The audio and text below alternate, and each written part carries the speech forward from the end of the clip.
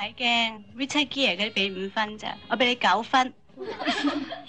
點解啊？佢真係咁好？你睇佢對手啊，夠粗又夠實，淨係對手咋都值9分啦。其實我對腳同對手都夠粗夠實㗎，可唔可以俾多1分，俾夠10分啊？唔可以。喂，李學常啊，好心你啦，講到你嘅手咁掂，爭個分都唔俾埋人哋啊！都話唔可以咯。你啊，淨係識睇人哋手手腳腳嘅啫。到你啦。本來咧我就俾7分，不過佢識得加多塊檸檬，就俾多3分。呢啲係內在美啫嘛。